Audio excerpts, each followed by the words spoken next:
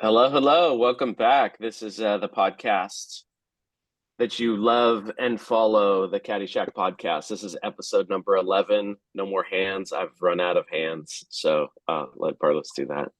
But welcome back. Lots changed since the last time. So we have an awesome guest today. Full crew's here. And we can kind of kick things off. Like usually in the past, we'll just talk about some recent topics. Parlis, I'll pass it over to you. Kind of what's happening in the Caddyshack, awesome partners. I know we're doing some really exciting stuff, so I think it's good to just share for anyone who hasn't caught it yet. Yeah, thanks, Michael. So first of all, let's address the 800-pound gorilla in the room. My beard is gone. I'm lamenting this. I feel like Brett now, how Brett feels, and I actually almost feel like I should sell tax insurance or something like that, or maybe be a principal of a school. But either way, let's talk about Caddyshack. So Caddyshack is doing some great things. We're starting our training, CAD training called CAD Academy.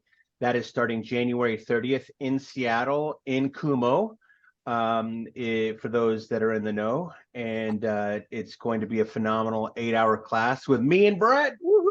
We're going to have a great time telling you the tips and secrets of how to get along with AWS sales teams and grow your legend of partnership. This is going to be one in Seattle on January 30th. The next one is in Austin on March 6th, and the next one is in New York City on July 11th, right before the New York Summit. So we're going to have a great time doing that. And that's basically the phenomenal part of it. If you haven't also seen the awesome.partners Feminine Tech list, the 10 ladies that were voted on as being number one in their field for technology in the AWS ecosystem, I would highly recommend you go check that out. Plus, there's a really awesome video on there that's been freshly cleansed. So without further ado, Brett, you got anything you want to talk about before we introduce our superstar today? I never have much of an opinion about most things, so everyone knows that. We'll start off there, right? Yeah. Oh, yeah. The importance of a jawline, which is why a lot of people keep their beards. We can go down, right? But lots of big announcements that reinforce probably good things to talk about. Reduction in market. Yeah, I was gonna say there's a bunch of reInvent stuff that happened since we recorded last. So just like what's new and going on in the AWS ecosystem, launches, announcements. What'd you hear? Obviously, marketplace is big. For the ISV segment, that's huge. It leveled the playing field for all things AWS versus Azure and GCP. They no longer have that leverage over them when it comes to all things marketplace. And then from there, what was the announcment for people that weren't paying attention? It was the announcement that would be even more important than me rambling on now, would it? Sorry, I got wife in the background banging stuff around. Someone second. So the big announcement, at least for me, I loved built-in. I love the more talks about Gen AI and Bedrock and things are doing. But for again, because 70% of our community is ISV, and a big point of contingency has always been marketplace fees, especially for the emerging partners. So 19% that it started off at one point, yeah. So the big one, of course, was it was the 3, 2, 1.5 tiering of 3% for transactions under $1 million, 2% over $1 million, between 1 and 10 million for that total contract value transaction, and then 1.5% for transactions over $10 million, which is fantastic. And renewals. And then renewals are 1.5% too. That's big. That's really big, especially again if you're lower on the EDP side, because we know that's a direct correlation traditionally with your marketplace fees. Now that's all changed, which is nice. So you've lost some leverage in certain areas, but gained a lot of more, closer to comp neutrality and actually showing some type of ROI to the business because of being a little bit more partner friendly in the fee side. So that was the number one thing, I think, for a lot of partners that were excited for. Well, I think that 1.5% renewal is going to be really exciting, especially because if we're a small company, right? So awesome partners, Caddyshack, very small company, but our rate for running a credit card is 2.2%. So if we can run our renewals through Amazon for Marketplace, we're actually making money. So we're saving money on that. So it doesn't sound like a lot, but that, and the other thing that I wanted to call attention to before we bring in our great Peter the Great is the fact that you can now use your credit card and do Marketplace at the same time, not just invoicing, right? That was the big thing, Yeah. because I mean, now And no limit. everybody's and no limit, and now everybody's going to be like, cool, my Chase Sapphire card points are going to go through the roof. It's going to be phenomenal. So there you go.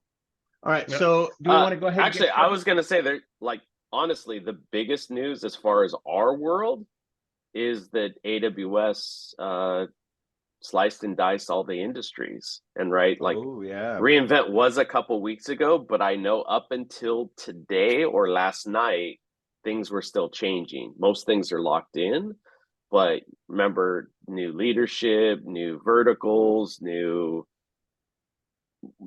big org changes. And so I think for all of us, get your hands wrapped around from your PDM or anyone you know, or obviously in Caddyshack, like, what are the verticals that they've separated into? What are some of the sub verticals? Because some of the verticals, I think the one that stands out is called Team Egg, which is like telco, entertainment, gaming, right? So like things like that. It's not just that, these are all sub, like the way you communicate. But then that starts to think about as a partner with, what are the segments? What do you do for them? What kind of content supporting assets do you have? Microsites, competencies, um, because that's going to change, because now all the teams are pretty much organized in a way that that's going to be their sole focus, and they're going to just work on accounts in that. So I think that's, there's been early signs of this happening. The gaming segment's a good example. And then some segments, enterprise, there have been other teams that have started to do this last year. Obviously, there was a bunch of new conferences came out. Well, technically this year, around some of these industries. So I think all the signals were there, but it's official. And so that means your moving forward strategy has to match the alignment of your partner. So I just something 100% else. agree. 100% agree. And so let's use that as a segue. So let's make our big introduction. Mr. Peter Wengert, thanks for being on the show today. Woohoo! Great, one of the greats. Got his cloud MBA and moved on. Now he's over to Teradata. So I say hello to the your studio audience here, sir, and then tell us your thoughts on the new segmentation and enterprise engaged. Yeah, hello. Thanks for having me. So Peter Wenger from Teradata, former AWS as well. And yeah, what I thought about reInvent was just the number of people again. So it is back, like 65,000 to 75,000 in Vegas, and then over 150,000 online. So I thought just the amount of people and partners and integration and face-to-face meetings was refreshing to have it back. So hopefully everyone stayed healthy, but it was good to have that interaction. And then I think a lot of us ISVs are verticalized in the way we go to market. I know Teradata is, and many other partners are. So to now align not only to a geography model, but in North America, to be able to now have verticals like manufacturing and FinServe and have alignment from customers and working backwards from those customers and having account reps aligned, our solutions will now start to resonate more in those verticals as we have repeatable solutions. So we're excited about that because that's how we've organized our entire sales force, at least in North America, is through that vertical lens. So pretty exciting news. That is. Is it just me, or do you smell Chris Cruz all over this whole thing? Is that where that's what I'm feeling? There's Chris Cruz special all over these verticals for sure. So great I intro. think it's Chris, but I also think Rich Trafo, coming from his Oracle background, I think he's super focused on the customer and help getting subject matter experts from his sellers that are going to speak a common language of the customer. So I think his enterprise background too had a big footprint on them moving towards that industry vertical model as well. Yeah. And I'll just say from my own experience, we did a lot of work with the gaming segment, game tech last year, this year. And you just saw it because they ended up finding and putting sellers that obviously were interested, curious, and knew about the customers and the things that they were doing. And so at least from perspective in an ISV, is that it was much easier to build a rapport. And once you built trust, you solved the customer problem, then the next, it became a lot easier to, kind of do sales related like plays, do marketing related things. So in many ways, I think it's easier and harder, but if you're good at a certain segment, it makes it a lot easier to find the folks that you're going to work with, and their expertise in these accounts and these like verticalized sales plays will be much, much easier. So I think it's a good thing for everyone. Well, That's a CAD golden rule right there, right? Divisional placement. So having Exactly. your it is. knowing where you play best, analyzing that, and that's your go-to-market needs to be behind that 100%. So that's actually you're good. That's a great call out. I mean, for the alignment of what we do in business, that's where even here at Deep Watch, right? We've got my verticals are finance, manufacturing, healthcare. It makes it a lot easier because you never know historically what rep you're going to get in, but you're in with, right? And you go do enterprise engage, and at least on our side, and they may have 2 of those segments in their patch, and then about 17 other verticals beyond that historically. So that is a good outcome for our day to day. But Yeah. let me ask this question, right? So, and I'll be the opposite side of this before, and Peter will go into your resume a little bit more after this. I got it pulled up. So, but let me ask you this question. For someone who's starting a company, right? Who doesn't know what Deep Watch is, who doesn't Teradata, Lacework. You guys are all like, okay, I've got this industry. This is what we do really well. We've already got everything built out. Now, adding these silos to these verticals for startups, if you just want to try, as we all know, all CEOs of startups are like, we just get as much sales as you can.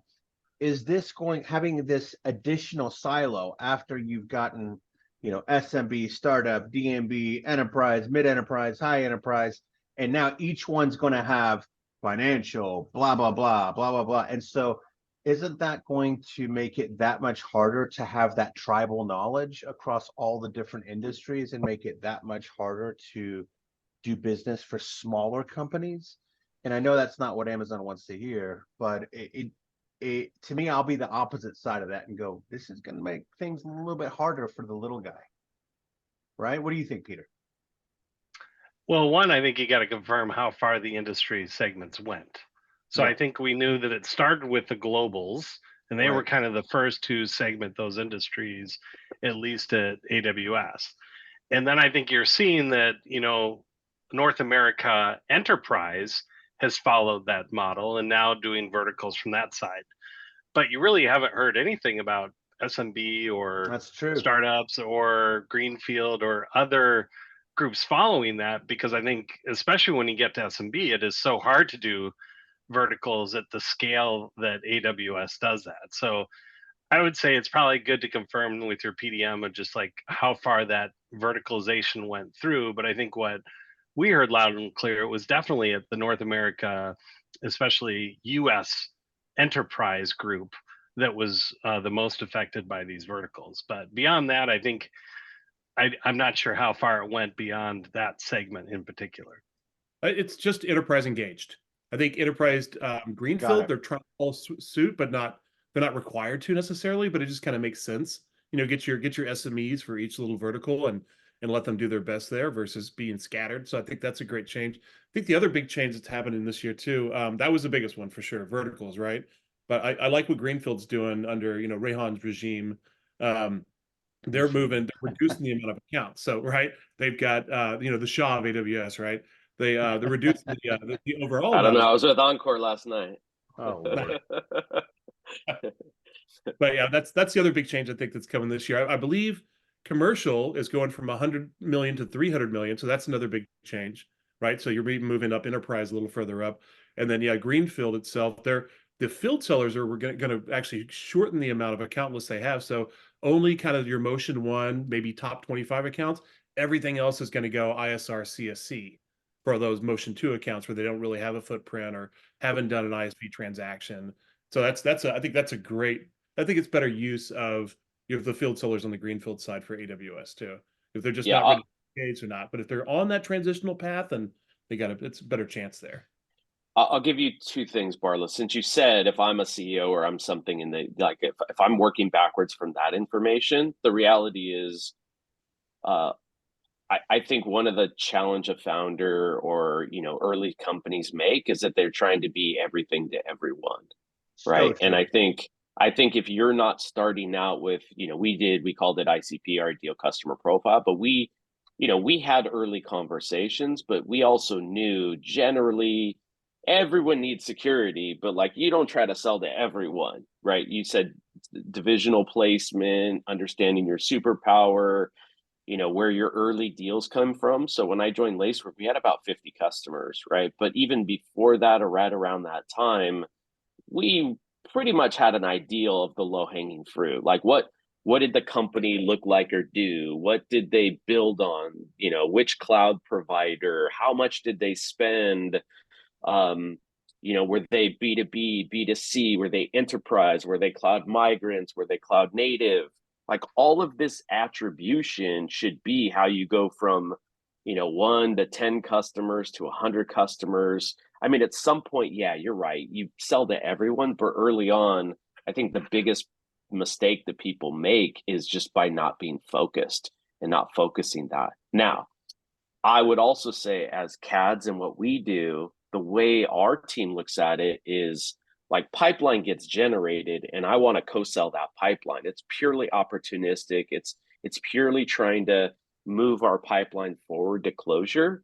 But if I'm doing thematic tactics or I'm running sales plays, it's much easier for me to try to build something with a team that's hyper focused on a place where I already have wins and proof points and case studies. And that's a much easier story to tell than saying, oh, I know you support, 15 different industries in your customer base. Well, now they probably just support one. It might be fintech, right? And I can say, oh, well, that's interesting because we already have this, or I can build a sales play or a marketing thing I can do something with. So I think when you're pushing, it's much easier if that alignment and that focus and so what AWS did, I think is fantastic, at least in that motion. And then, for me, we got sellers and marketing and stuff coming everywhere from summits and I don't know, thousands of leads from reInvent. It's going to be across all verticals, all industries. And for us, that's okay because security kind of stripes a lot of this stuff, right? And Peter And and I probably have a had this shout out. conversation last I got year. to do a shout out, Barless, to my old team. So the good news is Mhm. the partner sales are also adjusting in enterprise engaged to align by industry. And I can't tell you enough how important those XSM, ISMs, PSMs are to this community because oftentimes you'll want to get to that industry leader. Well, they just got their accounts, they're just figuring out their account teams, and they really need the partner sales team to help serve up which partners are going to affect those industries, which ones have solutions, which ones have competencies. They're all going to be doing account plans for kind of Q1, and that's a place that I think the partner sales channel could help this community really dive into where they're going to fit in that new industry model. So a shout out to the partner sales team of AWS. They'll be critical in helping translate for all the Caddyshack partners out there.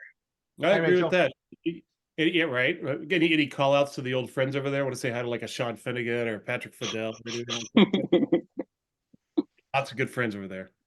Lots of Yeah. good friends. Well, this is a good segue into, Peter, we haven't really gone over, your past, what brought you to this point, which I always find is interesting how Amazonians get to AWS and then how, you were at Amazon for more than a 2-year stretch. I mean, if you can give us some background on, what brought you to Amazon to begin with, and then what made you stay there for so long, that would be phenomenal.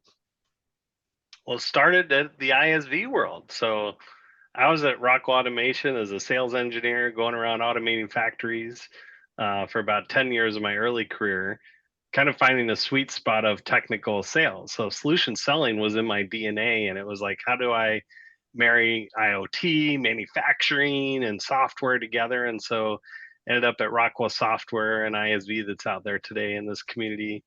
And then at that time, Microsoft was just starting their verticals, kind of like AWS is doing from the global side of that. But around 2000, Microsoft started verticalizing. So I joined their industry team and really had a blast doing industry solutions, and then did automotive stuff, and then led partners. And after about 17 years there of in the devices and industry side, it was kind of like, okay, let's go do something else. So I came back to an ISV called Inrix. And Inrix is a location-based ISV. They take billions of GPS nodes a day and turn it into traffic and parking and curbside, and was the CRO there. They're based here in Kirkland, where I'm at, around Seattle, Washington area. But, I always said I would take it, never turn down a call from Amazon. And so, again, it's the network that you have, like your network in Caddyshack. A lot of us have come and gone from the industry and partners. And so had a friend call and said, hey, there's a group at Amazon that's growing from 0 to 35 billion in 5 years called Amazon Business. Come on over. And at that time, having Microsoft background, having been away for a couple of years, going to Amazon, they want the non sort of Microsoft molded people. And so going to Amazon Business is a great way to enter Amazon, learn the principles, really understand the culture, come from the .com side. But I could not escape my cloud background. And so lots of friends from Jamie Walker and Rachel and many of the team members lured me over to the partner side to come. And I think what I found is the community of the ISVs and the way AWS embraces partners, and then got to work with the GSI and SIs, is just partner first, partner everywhere. What that company has done, and what I would say leadership like Rachel has done, is really put partner as integral into their sales motion and co-sell. And so that's what I really loved about going to Amazon, first learning their model and their culture, but then really going into how they co-sell and how they work with partner in that ecosystem. I think all you're finding, when you work with all three cloud partners, is AWS really embraces that partner network, the competencies. They put in the things like the marketplace, and then also the co-sellers and the partner sales team to really help translate and really get to the customers with a cool solution, and do things like rewarding the account teams for partner solutions, right? Reducing quota and getting marketplace for the customer. So to sum it up, I'd say it's been an amazing ride. I will still have tons of love and call outs to many friends over there in AWS. But after 4 years, it was time to start the next chapter in my journey, and love the opportunity to come back to an ISV and see what it's like on the other side. Wow, So it's probably a good transition straight into you're at Teradata. It's been not a full year. So why Teradata? And obviously they've been a good AWS partner before you got there, right? Because I know you guys interacted pretty frequently. So why Teradata? And then, maybe walk us through your first 30, 60, 90, like what were you trying to do? Kind of how'd you jump into it? And the reason I'm asking is because a lot of partners take on new roles, and how did you assess the opportunity where they were? And then obviously how'd you start to build, and what are you doing now to kind of start to move the program forward?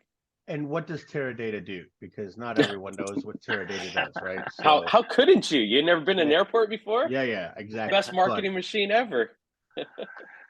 Yeah, I think you've been out around the industry, you'll know Teradata's name, but may not know what they do. So yeah, they're ironically a 44-year-old company. Not too many software and tech companies could say they've been around that long, but they are, basically one of the top data analytics and AI leaders in this space. So being around 44 years, I think, Barlis, you asked what attracted me to them is they really own a lot of the top industry accounts, data solutions. So if you think about data warehouses and where the data sits, they own all 6 of the top airlines, the top 6 banks, the top 5 telco companies, the top 5 couriers, the top 5 healthcare, the top 5 auto companies.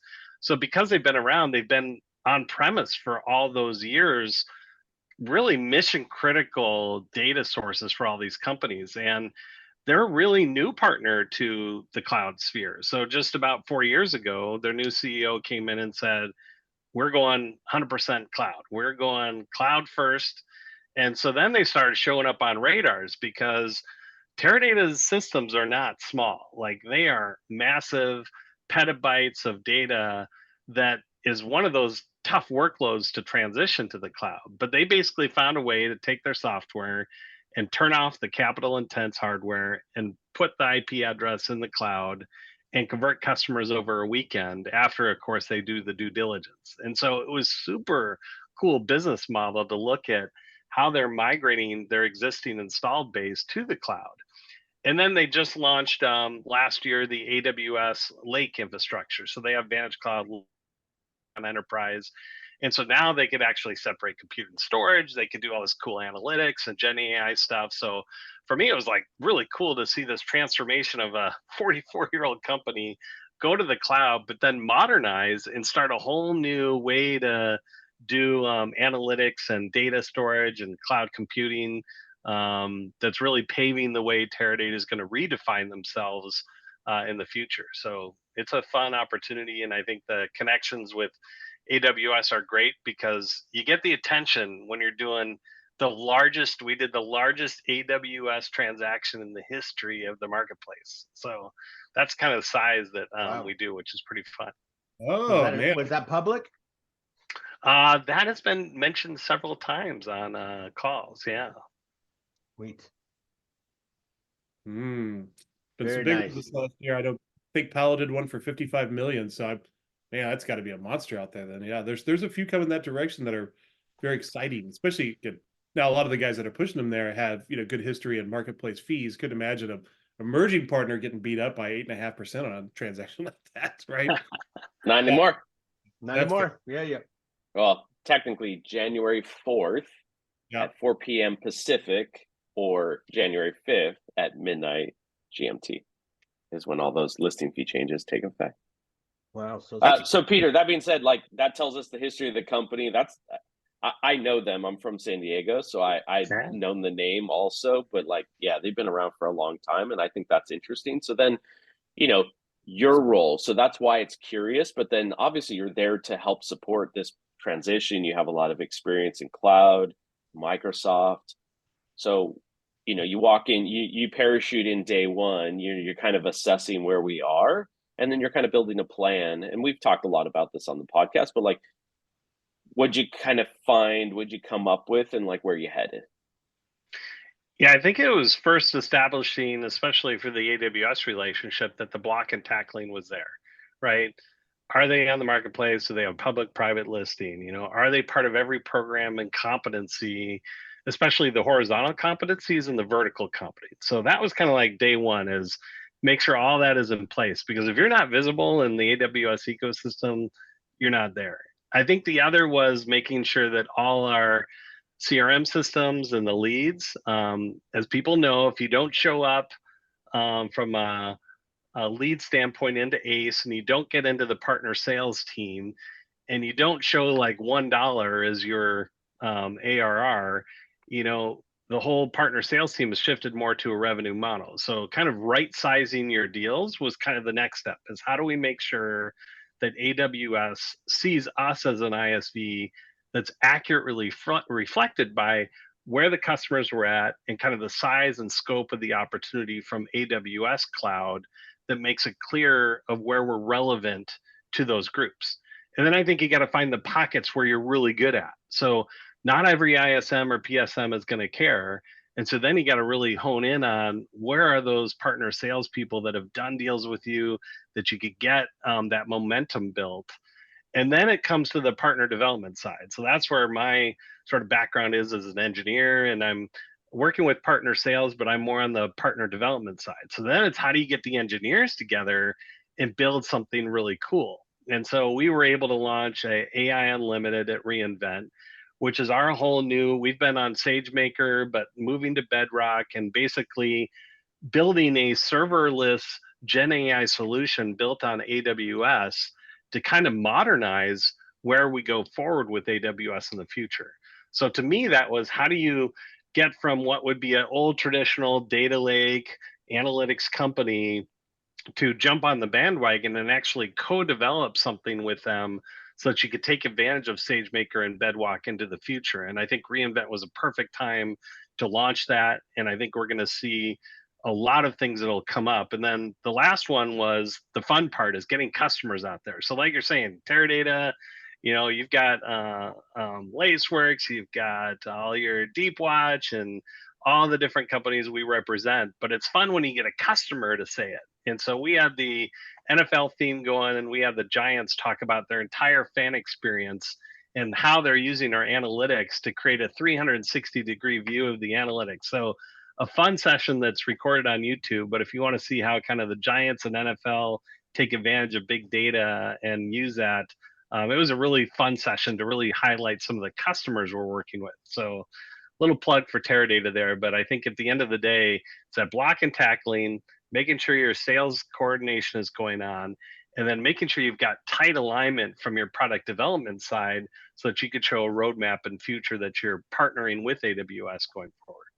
Oh, that was That's pure awesome. mastery. Like we could unpack this for hours, Hours. but like for a lot of our listeners and a lot of what we teach, you straight dropped the PhD in the basic building blocks, right?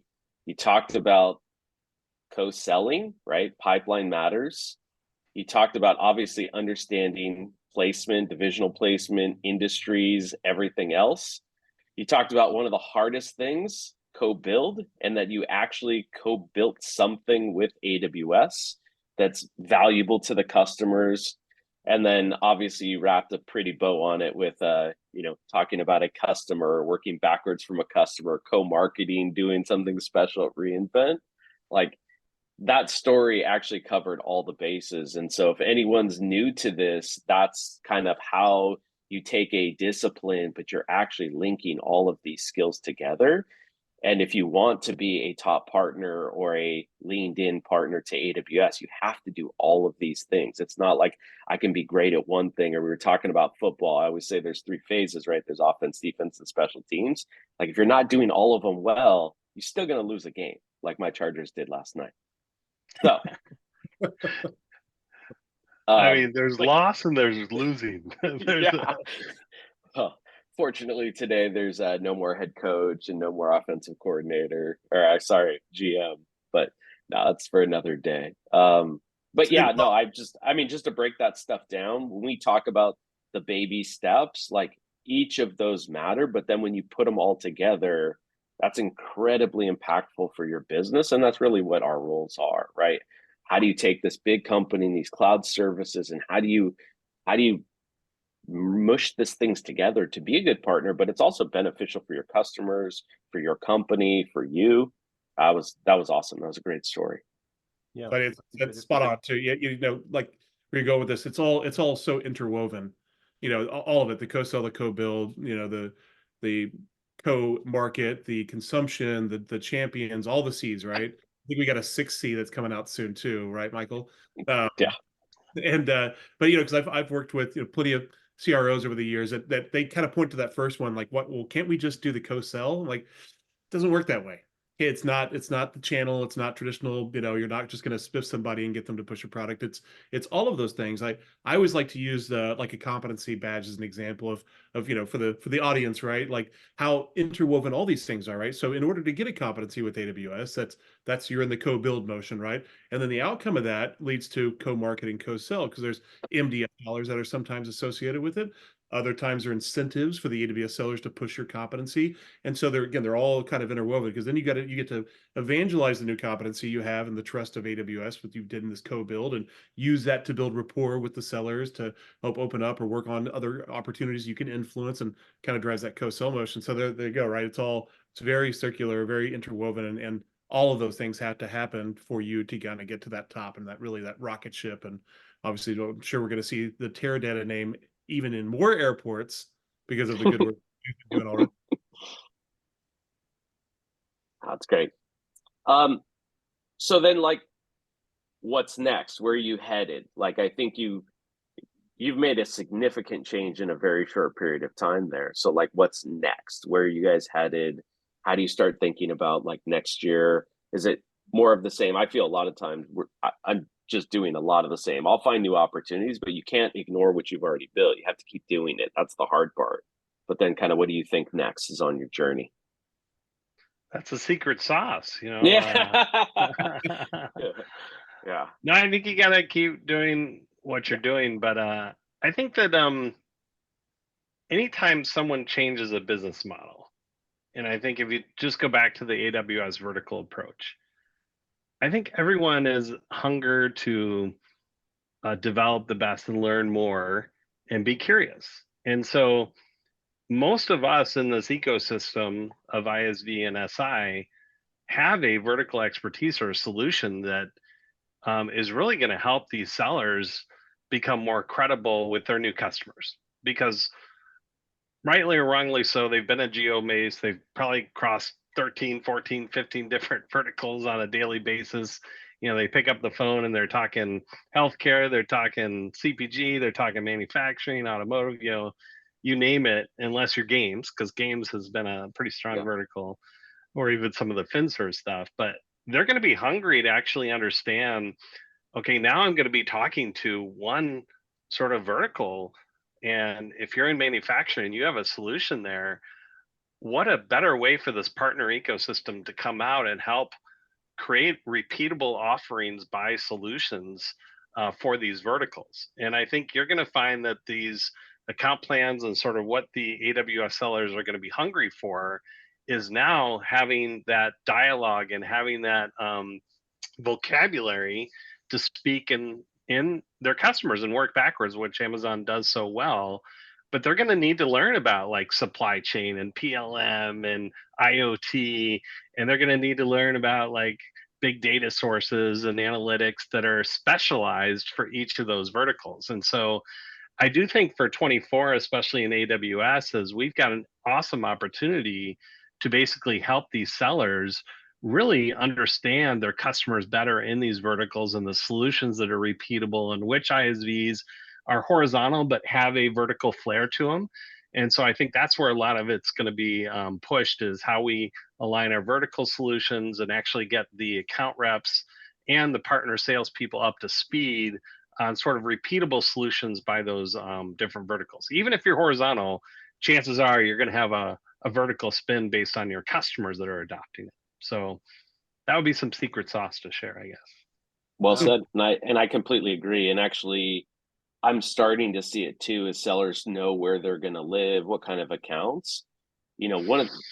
I think like any partnership, right? I call AWS a friend instead of a partner, because in many ways, a lot of these sellers start coming to you as a trusted advisor, right? Because they don't know. So they're hungry and eager to figure out what are those solutions that may help this new customer base or this vertical that we're in. And they start to trust you more. And with that trust, then you end up finding yourself in more opportunities, being able to educate. I had that experience last night. I had a cool event with AWS, and they figured out some of their accounts. And one of the sellers came up to me and said, actually, I have 2 customers that just asked me about security. And I was like, cool. Why are they asking you about that? Right? Because that's a big question, but it's like, what led up to them now asking you about security? And then, it works out. Hey, this is a FinServ customer, FinTech customer. And obviously, we got to the point where I was like, let me guess. They're starting to sell to bigger companies and bigger banks, and those bigger banks are asking them to provide more evidence of being secure, or evidence of these security questionnaires.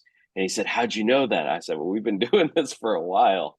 But, what I see is in any of those things, you do have to connect your superpower. But I always don't try to be everything to everyone. Don't try to answer the questions without understanding it. And so I do agree that there's a lot of good stuff that you can do, and that companies that start to focus could also be trusted advisors for AWS and their sellers and the partner sales teams in a way that was really hard because it crossed a lot of things before. I'll lead you another direction, Peter.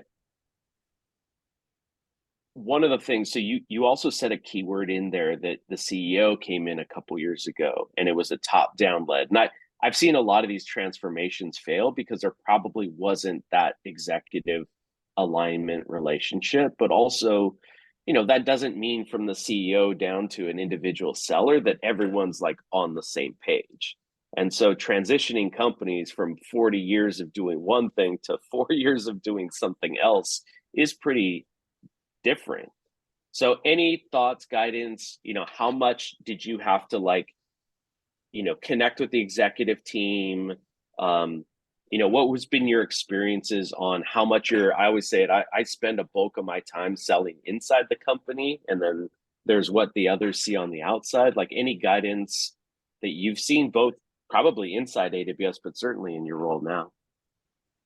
Yeah, I think you even talked to me with Charles Lewis way back in the day Of course about I did. just how you manage up. And I think that's hard for each of our roles because it depends where your solution is and where you're at and which cloud partner you're closer to. But I'd say people and leadership does matter, because if you think about Teradata, I mean, 40 years of their history has been on-prem, and someone would argue would say they kind of missed that cloud transformation and really held firm to their installed base and what was going on until that shift of leadership that told Wall Street that we are cloud first. And then it resonated through the entire company. And we have a new chief product officer that rearranged the entire product to actually now migrate to the cloud. We announced Lake on all 3 cloud partners that we're going forward. And we're now announcing AI supporting the cloud, like we mentioned before. And so it's like that alignment you have to your executive team is so critical, that they support not only cloud, but a partner approach strategy. And so I'm very lucky to have an amazing leadership team that is fully leaned in on the cloud, fully leaned on a partner everywhere approach.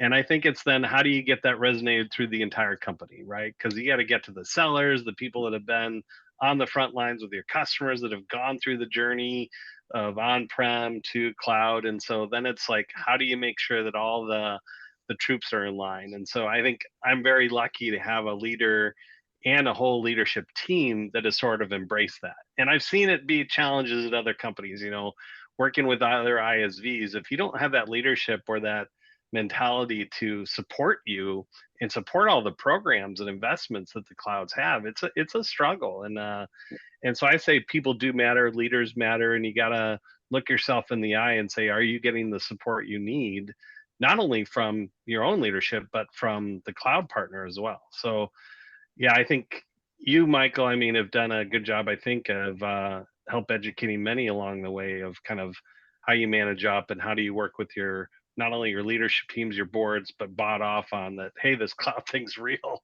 We better get close to it and embrace it, and then have it trickle down through the entire organization. Neat. Yeah, I was going to do it at the end, but I'll do it now because it's relevant. Like I met you at AWS, and we are close to the end. Just so I don't want to. I met you at AWS. You were like, man, I learned so much from you, but also on the flip side, you helped me navigate AWS, and so and you gave me access to resources that I couldn't have had, and I couldn't be where I am today without your help. So like, to me personally, this is exciting to have you on the outside, but yeah, you really helped me a lot personally and Lacework a lot. So I'm super appreciative to all of that.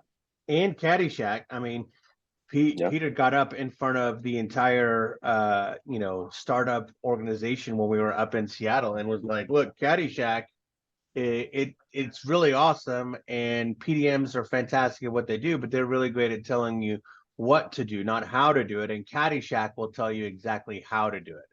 And from that point on, a lot of people started coming on. So, thank you, Peter. You're kind of awesome. Even for a man that doesn't have any facial hair, you're still. Yeah, that's right.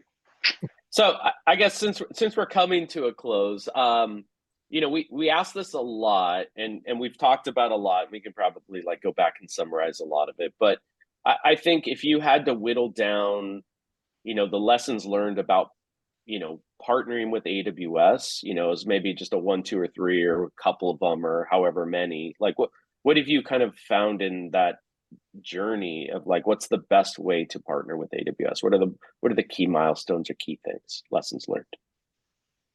I think it's back to repeating those three things. So it's like block and tackling. Make sure you're visible all over AWS's partner network, their systems, their programs. Like, get all that stuff visible. Because if you're not findable, you don't get to leverage the AWS sellers. The customers can't find you easily through their tools. So, you may sometimes get lost in that, but block and tackling, get that stuff done. I think two is the co-sell. It is hard because there are so many partners now, but you have to figure out how you drive for relevance. How do you make yourself known? How do you find that solution? And even just that one partner seller or co-seller that's going to represent you, because they will then help you scale and invent and simplify out. So it's like, how do you get the co-sell motion down? Whether you start with one customer or one area or one vertical or sub vertical, I think that's critical to how you're going to be able to scale beyond just like that start. And then I think that third side is, the development side is making sure that your products are leveraging as many AWS services as you can. And many of us are sort of co-opetition or frenemies. And it's like the best thing you could do is say, okay, transparency, here's where we're going to be probably running into some areas of challenges, but look at all the AWS services that come along the ride, and we're going to give you the fastest to basically adopting services above and beyond what you could do with that one service that we may be challenged or competing with. But the customers at the end of the day make the decision. So I'd go with those 1, 2, 3 as a example. But I think people on this call and everyone, I'm not here to say there's a great way to do it, but I'd say that that's why this forum exists, is you all get to share best practices and antidotes and figure out what's going to work. And I think we all just need to leverage each other's experiences and share. And that's how we'll get better as we move forward with AWS into this future. And I don't think you're going to find many arguments from anyone on those three. They're not easy. Like, I know you say them and it's not taken lightly, but that's spot on. Like, that's how it works. So no, I think that was gold. From myself, super appreciate the time. Thank you for all that you've done, helping us partners while you were at AWS and, joining us back on the outside, as in Caddyshack and like helping the community as well. Really appreciate it. Yeah. Thank you so much, Peter, for your time Yep. today. Thank you, Peter. Carlos, Brett, Michael, keep it rocking, man. And don't forget to send all your CAD links to CAD Academy, please, from Teradata. We'll take them all in. Well, right, good. guys. So that wraps up episode 11. Thank 11. you again. And we'll keep this going. And again, if you want to be a guest on the show, let us know. You got a topic you want us to discuss, let us know. I think any of the comments and feedbacks, we really do take that stuff to heart. I think Laura Rapans or Jamie Walker might be next. Nice. What?